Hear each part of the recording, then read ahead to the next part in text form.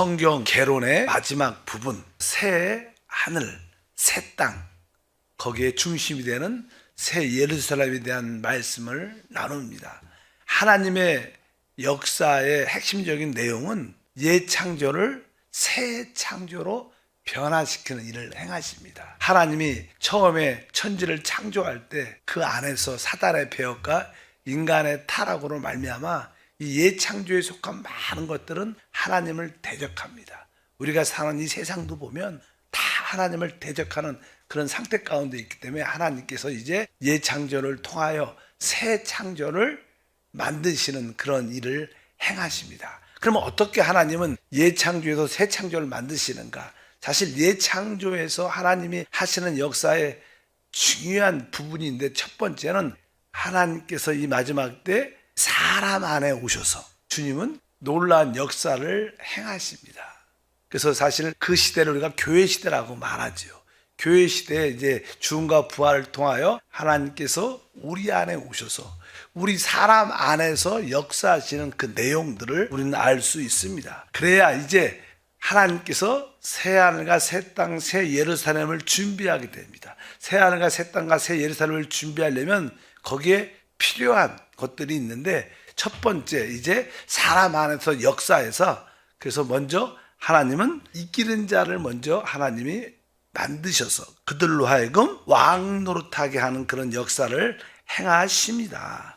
그래서 이 사람 안에서 그리스도의 심화 되게 하여, 그러려면 이기는 자가 돼야 되는데, 그래서 하나님은 이 사람 안에서 이기는 자를 만들어내는 일을 행하신다. 그래서 우리가 계시록 2장 7절에 기 있는 자는 성령이 교회에게 하시는 말씀을 들을지어다. 이기는 그에게는 내가 하나님의 낙원에 있는 생명나무의 열매를 주어 먹게 하리라. 이 말씀에도 바로 이기는 자를 하나님이 만들고 계시다. 그래서 이 이기는 자들의 특징이 계시록 20장 6절에 기록되어 있습니다. 이 첫째 부활에 참여하는 자들은 복이 있고 거룩하도다. 둘째 사망이 그들을 다스리는 권세가 없고 도리어 그들이 하나님과 그리스도의 제사장이 되어 1000년 동안 그리스도와 더불어 왕노릇하리라. 그래서 이 하나님이 옛 창조 안에서 특별히 사람 안에 오셔서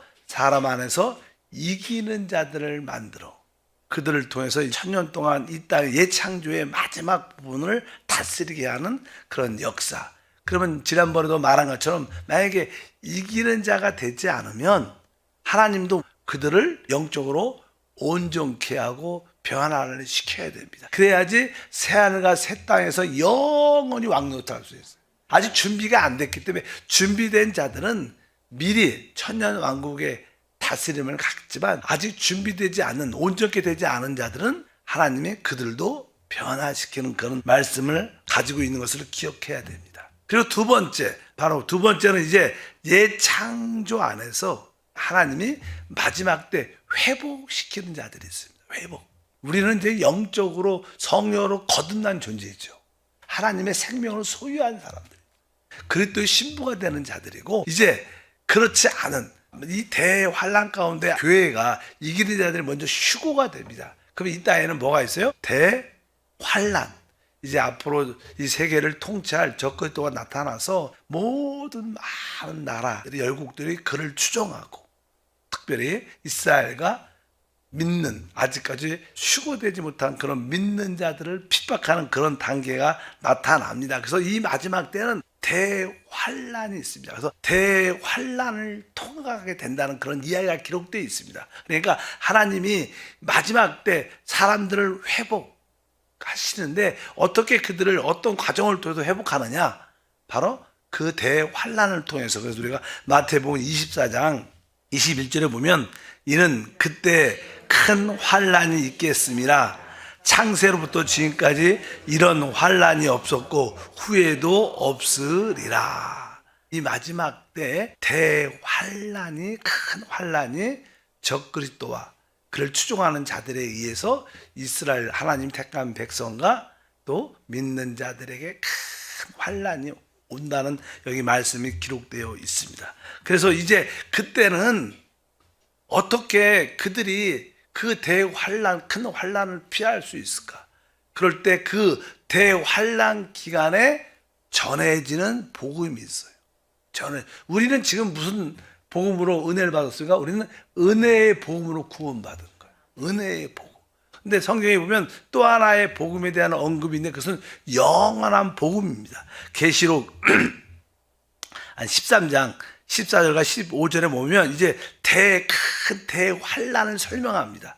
적 그리스도가 어떻게 이 땅에 하나님 백성들을 핍박하는 데에 대한 말씀이 큰 환란에 대한 설명이 14절부터 보니까 짐승 앞에서 받은 바 이적을 행함으로 땅에 거하는 자들을 미혹하며 땅에 거하는 자들에게 이르기를 칼에 상하였다가 살아난 짐승을 위하여 우상을 만들라 하더라. 그가 권세를 받아 그 짐승의 우상에게 생기를 주어 그 짐승의 우상으로 말하게 하고 또 짐승의 우상에게 경배하지 아니하는 자는 몇이든지 다 죽이게 하더라. 근데 이 대환란이 생기는 주된 이유는 이제 어떤 통치자가 나와서 그가 잠시 칼에 상하였다가 살아난 그 짐승이 살아나갖고 이제 큰 카리스마를 가지고 이 세계를 통치해서 이제 그를 지지하는 거짓 선지자가 그를 위해서 우상을 만든, 우상을 모든 세상 사람들로 하여금 경배하게 만드는데, 우리 믿음에 있는 유대인들이나 하나님 백성들이나 우리 믿는 사람들은 우상에 결코 경배하지 않죠. 그것은 확실합니다. 그래서 이제 경배하지 않는 모든 자들은 다 죽이게 하는데, 그게 보면 큰 환란의 핵심적인 내용입니다. 요즘에 보면 인공지능이 너무나 발달해서 거기에 보면 거기에다가 뭐뭐에 대해서 알아달라 그러면 거기에 세상에 있는 데이터를 거의 다 가지고 있고 지금도 계속 모든 정보를 받아들이고 있죠. 그래서 이 최고의 그 GPT라 그러나, 근데 그게 사실 최고의 성능과 최고의 데이터와 최고의 인공지능이니까 우리 사람들이 그렇게 뛰어날 수가 없죠. 근데 앞으로 조금만 이게 어떤 역사가 나타나면 아마 그 인공지능이 이 세상을 통치하게 되지 않을까. 지금 그렇게 생각을 실제로. 그래서 뭐 우리가 어떤 분들도 지도자도 그거를 시작했다가 두려워서 포기하는 그런 이야기도 신문에 종종 나잖아요. 워낙 발달하고 종종 그 인공지능이 말을 하면 그들이 어느 정도로 발달했냐면 당신이 나를 해하지 않으면 나도 당신을 해하지 않겠습니다. 이렇게 대답을 해요. 이건 뭐예요? 해할 수 있다는 뜻입니다. 그래서 당신이 나에 대해서 안 좋게 말하면 당신을 협박하고 뭐 할 수 있고 당신을 망해야 했습니다. 그런 내용을 진짜 데이터를 집어넣으니까 그렇게 인공지능이 말을 해요. 모든 데이터를 다 가지고 있는 거예요. 그리고 어느 때는 조금 이렇게 거친 대화나 질문을 하면 이렇게 화를 내는 모습을 가져요.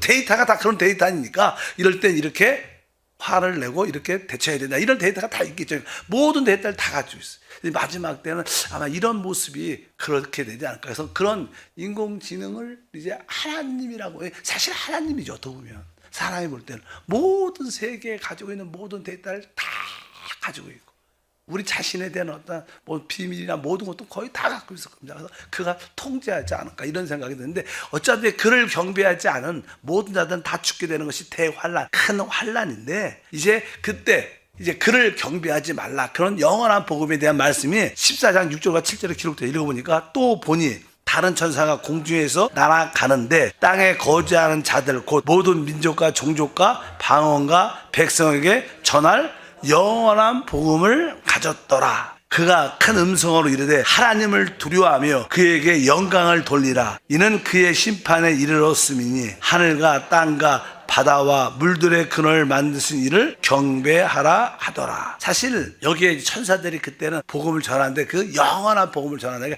이 땅에 대환란이 임할 때 짐승의 우상에 모든 자들이 다 경배할 수밖에 없어요. 경배하지 않으면 다 죽이니까 이제 그런 시스템으로 돌아갈 때 영원한 복음을 가지고 천사가 그 우상에 경배하지 말고 진짜 하늘과 땅과 모든 것을 창조하신 하나님을 경배하라.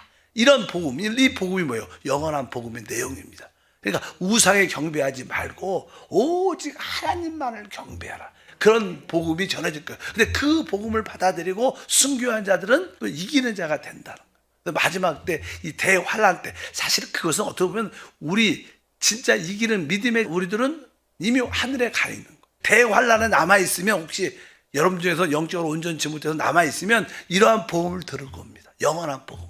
그 우상에게 경배하지 말고 오직 뭐라고 써 있어요? 하늘과 땅과 바다의 물들의 근원을 만드신 이만, 우리 야훼 하나님만 경배하라. 이런, 우리는 어떻게 주 예수를 믿고 구원받는 거죠. 우리의 복음은 뭐예요? 예수를 믿고 주 이름을 부르는 거예요. 그러나 그때는 이제 바로 우상에 경배하지 말고 오직 하늘과 땅과 모든 물의 근원을 창조하신 하나님만을 경배해야 된다. 우상을 경배하면 안 된다는 그런 복음을 전해서 이제 이것을 따르는 자들에게 이제 하나님은 구원의 역사를 베풀어 주신데, 이러한 복음을 받아들일 때 바로 이제 거기서 이 유대인들이 구원을 받게 돼요. 그래서 이 마지막 때 유대인들이 이스라엘 마지막 그 14만 4천 명이, 우리가 뭐 이단들은 14만 4천 이야기하는데 사실 14만 4천은 바로 우리 이 마지막 때 회복되면서 이스라엘 백성들이 구원받을 사람들의 12지파의 사람들의 숫자죠. 그래서 이제 그들을 하나님이 택하여 주신다. 그래서 유대인들이 구원받는 그런 역사가 나타나는데, 그 당시 유대인들은 어떻게 보면 이제 우리는 그리스도와 함께 왕권 하늘에 속한 자들이고, 그러나 이 땅에 많은 자는 백성들이 있을 텐데 그들을 가르치는 제사장의 직분의 유대인들이 14만 4천 명이 생길 거라고 보통 우리가 성경을 해서 말합니다. 스가랴서 8장 23절 그때 말합니다. 그때 상황에서 만군의 야훼가 이와 같이 말하노라. 그날에 말이 다른 이방 백성 10명이 유다 사람 하나의 옷자락을 잡을 것이라. 곧 잡고 말하기를 하나님이 너희와 함께 하심을 들었나니 우리가 너희와 함께 가려 하노라 하리라 하시니라. 그때 이제 마지막 때는 바로 이러한 놀라운 제사의 직분, 유대인들 하나님이 얻으실 것이다. 그래서 보통 그때 마지막 때 대환란 가운데 유대인들이 구원받을 때 그 숫자가 14만 4천 명이라는 말씀이 기록되어 있는데, 계시록 7장 2절과 4절에 보니까 또 봄에 다른 천사가 살아계신 하나님의 인을 가지고 해돋는 데부터 올라와서 땅과 바다를 해롭게 할 권세를 받은 네 천사를 향하여 큰 소리로 외쳐 이르되 우리가 우리 하나님의 종들의 이마에 인치까지 땅이나 바다나 나무들을 해하지 말라 하더라. 내가 인침을 받은 자의 수를 들으니 이스라엘의 자손의 각 지파 중에서 인침을 받은 자들이 14만 4천이니. 그러니까 이스라엘의 자손의 각 지파 중에서 이렇게 말씀합니다. 인침받은 사람은 다른 사람이 아니라 사실 그 대환란 때는 유대인 중에서 인침을 받는 14만 4천이 구원을 받게 되는데, 그들이 바로 앞으로 천년왕국에서 백성들에게 하나님을 가르치는 제사의 그러한 직분을 이 땅에서 감당할 것이다. 그래서 이 옛 창조 안에서 회복시킬 때 하나님은 유대인들의 제사장을 이게 얻으십니다. 그리고 나서 이 땅에 그 유대인과 믿는 사람들이 마지막 때 구원을 받게 되죠. 그들은 뭐요? 이 천년왕국의 백성이 된다고 그냥 우리가 보통 말을 합니다. 그래서 우리가 양과 염소를 마지막 때 주님이 그랬더니 심판대 앞에서 나누죠. 그래서 양은 바로 창세로부터 예비된 그 나라의 백성으로서 누림을 갖게 된다. 마태복음 25장 30절 다시 한번 읽어보니까 그때 임금이 그 오른편에 있는 자들에게 이르되 내 아버지께 복받을 자들이여 나와 창세로부터 너희를 위하여 예비된 나라를 상속받으라. 창세로부터 너희를 위하여 예비된 나라. 이 땅이 다시 에덴 동산처럼 회복되는 이 축복의 나라를 의미합니다. 이 땅에 모두 회복된 이 땅. 그래서 이들이 뭐예요? 이 땅에 사는 백성들이 천년왕국의 백성들이 됩니다. 우리는 왕이 되고 유대인 14만 4천은 제사장이 되고 백성은 바로 이렇게 양으로서 바로 인정받는 자들이 말씀합니다. 그리고 이제는 천년왕국이 이렇게 시작됩니다. 왜? 이것이 새 하늘을 준비하는 하나의 과정이라고 말씀을 드렸습니다. 그리고 천년왕국이 우리같이 그리스도의 신부로서 왕된 또 백성들이 있고, 그 다음에 그들을 하나님께 인도하고 가르치는 유대인 14만 4천의 제사장들이 있습니다. 그런 천년의 풍요함이 축복이 천년 동안 지나가죠. 그런데 성경에 막 부분에 천년왕국 맨 부분에 이제 잠시 천사가 풀려난다고 말합니다. 알다시피 아까 양으로 이 땅의 천년왕국 동안에 백성들이 있죠. 그들은 사실 하나님의 은혜로 구원을 받았지만 이 땅에 남아있는 생활하지만 그들은 거듭나지 않았습니다. 그리고 여전히 그들 안에는 사람의 타락한 죄성을 가지고 있어요. 그래서 하나님이 이제 마지막 때 진짜 영원한 나라로 인도하기 위해서 그들이 갖고 있는 깊은 곳에 숨겨져 있는 죄성을 다시 한번 하나님이 시험하신다는 그런 이야기. 진짜와 가짜를 다시 한번 근본적으로 구별하시는 그런 내용이 기록되어 있는데 계시록 20장 7절과 10절에 보니까 천년이 참해 사단이 그 옥에서 놓여 나와서 땅의 사방 백성 곧 곡과 마곡을 미혹하고 모아 싸움을 붙이리니 그 수가 바다의 모래와 같으리라. 그들이 주변에 널리 퍼져 성도들의 증과 사랑하시는 성을 두루매 하늘에서 불이 내려와 그들을 태워버리고 또 그들을 미혹하는 마귀가 불과 유황못에 던져지니 거기는 그 짐승과 거짓 선지자도 있어 세세토록 밤낮 괴로움을 받으리라. 이 천년왕국 마지막 때 다시 한번 사단이 풀려나니까 인간의 그 배역의 그 속성이 다시 한번 드러나서 진짜와 가짜가 드러나면서 진짜 인간의 배역의 속성을 가진 자들이 다시 한번 하나님께 심판받고 그렇지 않는 백성들은 영원한 새하늘과 새 땅의 영원한 백성이 되는 이야기. 그렇게 이제는 산출한다는 거예요. 제사장도 얻으시고 그 다음에 백성도 얻고 천년왕국 끝에는 진짜 영원한 새하늘 땅의 백성들을 이렇게 선정한다는 말씀이 쭉 기록되어 있습니다. 그리고 이제 천년왕국도 이 땅에서 이루어지니까 예창조인데 예창조에 하나님을 반대했던 모든 것을 다 끝냅니다. 그걸 우리가 뭐예요? 백보자 심판, 신보자 심판, 그것을 다 끝내는 말씀이 기록되어 있습니다. 그리고 이제 예창조에 대한 모든 하나님을 대적했던 모든 것을 다 처리하고 뭐가 시작돼요? 진짜 새하늘과 새 땅과 새 예루살렘이 시작되는 거예요. 그래서 마지막 때 예창조에 속한 모든 것을 다 끝나는 심판, 그것이 그냥 계시록 11장 15절에 기록되어 있습니다. 다시 읽겠습니다. 또 내가 보니 신 보좌와 그 위에 앉으신 이를 보니 땅과 하늘이 그 앞에 피하여 간 데 없더라. 또 내가 보니 죽은 자들이 큰 자나 작은 자나 그 보좌 앞에 서 있는데 책들이 펴 있고 또 다른 책이 펴졌으니 곧 생명책이라. 죽은 자들이 자기 행위에 따라 책들에게 기록한 대로 심판을 받으니 바다가 그 가운데서 죽은 자들을 내주고 또 사망과 음부도 그 가운데서 죽은 자들을 내주매 각 사람이 자기 행위대로 심판을 받고 사망과 음부도 불못에 던져지니 이것은 둘째 사망 곧 불못이라. 누구든지 생명체에 기록되지 못한 자는 불못에 던져지더라. 그래서 여기서 이제 모든 예창조에 속한 하나님을 대적했던 모든 것들이 다 뭐 사단이든 적그리스도든 그들 타락해서 그들을 추종했던 사람들이든 모든 살고 죽은 자들을 다 불러내서 바로 하나님께서 그들을 심판하십니다. 그 결국 사망의 14절 사망과 음부도 그러한 것도 불못에 던져진다. 생명체에 기록되지 않는 자들은 영원히 불못에 던져진다. 우리 모두는 다 하나님의 생명을 사실 얻었죠. 그 하나님의 생명을 얻은 자체가 사실 생명책에 기록된 자들입니다. 그래서 우리는 우리야 생명책 이름이 기록되어 있죠. 그리고 그때 다시 한번 그 이기자 되지 못한 자들도 그 천년 동안 온전케 돼갔고 또 유대인들 제사장들도 다 하나님의 뜻 가운데 새하늘과 새 땅에서는 영원한 하나님의 생명을 누리는 역사가 나타날 줄 믿습니다. 그래서 새하늘과 새 땅 그리고 새 예루살렘 보면 이제 하나님은 이 옛하늘과 옛 땅을 끝내시고 새하늘과 새 땅을 하나님이 시작하시는데 그러니까 우리가 보통 하늘의 천국에서 산다는 생각을 많이 해요. 근데 실제로는 사실 영원한 나라에서는 하나님이 이 새 땅, 이 땅을 회복해서 이 땅에 하나님의 새 예루살렘이 이 땅으로 내려오죠. 이 땅에서 새 땅이 된 이 땅에서 영원함을 누립니다. 다른 별로 가는 게 아니고 하늘로 가서 사는 게 아니라 이 지구가 진짜 가장 아름다운 별이죠. 내가 봐도 이 우주에 그 숱한 별들이 있지만 이 지구만큼 생명으로 충만하고 아름다운 별이에요. 하나님은 이 땅을 사랑하셔요.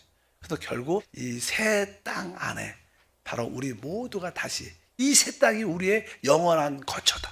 뭐 천국이 영원한 거처, 이런 하늘이 우리 영원한 거처라고 성경은 말하지 않습니다. 그래서 항상 이 새 땅 된 이 땅이 바로 우리의 영원한 거처가 돼서 새 예루살렘 성이 중심으로 해서 이 새 땅에 하나님의 영원함이 시작된다. 이렇게 성경 계시록은 우리에게 말씀하는 줄 믿습니다. 계시록 21장 1절과 2절을 보니까 또 내가 새 하늘과 새 땅을 보니 처음 하늘과 처음 땅이 없어졌고 바다도 다시 있지 않더라. 또 내가 보매 거룩한 성 새 예루살렘이 하나님께로부터 하늘에서 내려오니 그 준비한 것이 신부가 남편을 위하여 단장한 것 같더라. 그러니까 이 새 땅이 된 이 땅에 새 예루살렘 성이 내려와서 이 땅이 바로 하나님의 영원한, 우리의 영원한 거처가 돼서 영원함을 누리는 그런 것이 이 땅에서 이루어지는 줄 믿습니다.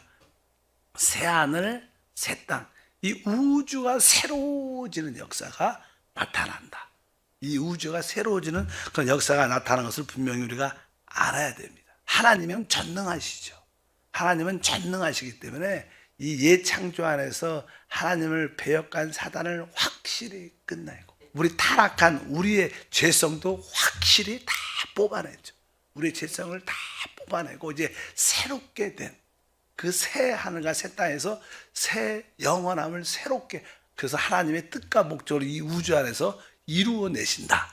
이것이 성경의 결론입니다. 그래서 항상 이 새 땅이 바로 이 새 우주의 중심이 된다. 그래서 우리가 그때 하나님의 신부, 하나님의 영원한 공동 왕으로서 이 우주를 다스리는 그러한 축복이 함께하게 될 줄 믿습니다. 그래서 성경은 이제 그 새 예루살렘, 하늘에서 내려오는 그 새 예루살렘이 무엇인가를 설명하죠. 결론은 새 예루살렘입니다. 근데 그 새 예루살렘은 우리가 말하는 그냥 물질적인 뭐 황금으로 된 그런 성, 그런 개념이 아닙니다. 하나님은 영이신데 물질적인 거 그분에게는 뭐 보석이 그렇게 뭐 중요하겠어요. 그분에게 중요한 건 사람이죠. 우리 하나님은 사람 안에 들어오셔서 사람과 하나 되기를 원하셨거든요. 그래서 우리가 이제 변화돼서 우리가 금처럼 보석처럼 우리가 변화돼서 하나님의 그런 속성과 그러한 본성을 우리가 소유한다는 그런 개념이지, 뭐 이렇게 진짜 다이아몬드, 보석 이런 걸 좋아하고 이런 개념은 아닙니다. 우리가 영적인 그런 속성을 우리가 갖고 있게 되는데 그 새 예루살렘은 물질적인 그런 성이 아니고 사실 사람으로 구성된 하나님의 집입니다. 어떤 사람들, 우리가 변화돼서 우리가 길은 뭐예요? 정금으로 연단돼서 순수하고, 또 보석은 뭐예요? 진짜 변화되는 것이고, 그런 것으로 우리가 하나님 안에서 우리가 계속 우리가 변화되잖아요. 계속 변화되면서 우리가 하나님의 그 집 예루살렘으로 구성되는 그런 요소를 우리가 알아야 될 것입니다. 하나님 감사합니다. 이제 예창조의 마무리가 어떻게 되는 것을 보게 하시고 이제 새로운 우주, 새 하늘과 새 땅 안에 그 중심이 되는 새 예루살렘 이 땅에 내려와 영원함이 시작됩니다.